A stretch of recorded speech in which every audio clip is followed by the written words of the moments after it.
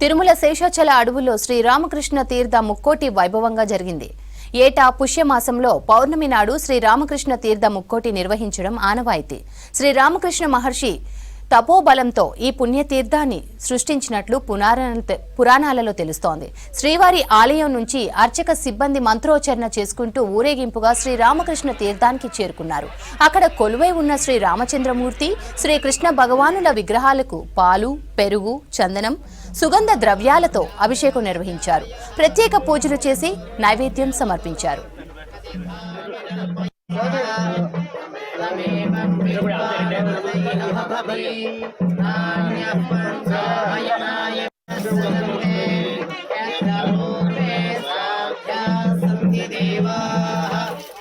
రామకృష్ణ తీర్థానికి వెళ్లిన భక్తుల కోసం ప్రత్యేక ఏర్పాట్లు చేశారు టీటీడీ అధికారులు.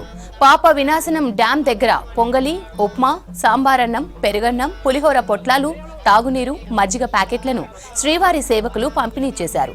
తీర్థం దగ్గర టీటీడీ వైద్య విభాగం ఆధ్వర్యంలో స్పెషల్ క్యాంప్ ఏర్పాటు చేసి భక్తులకు మందులు పంపిణీ చేశారు.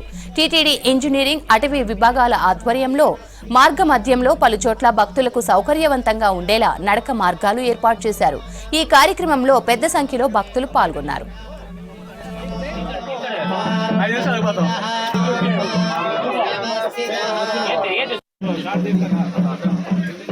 ఫిబ్రవరి నెల పౌర్ణమి రోజున జరుగుతుంది. ఇక్కడ చాలా విశేషంగా ఉంటుంది. తెలియని వాళ్ళు తప్పక విచ్చేసి ఇక్కడ దేవుడి ఆశీర్వాదం తీసుకోవాలని కోరుతున్నాము.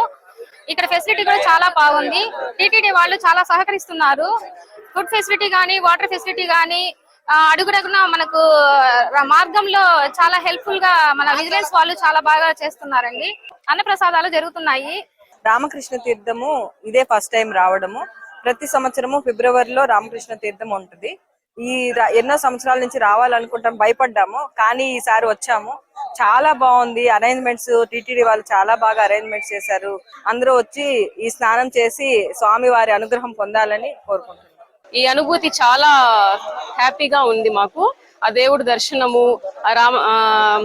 రామకృష్ణ తీర్థంలో మునగడము, ఆ దేవుడి దర్శనం భాగ్యం కలగడము మాకు చాలా సంతోషాన్ని ఇచ్చింది.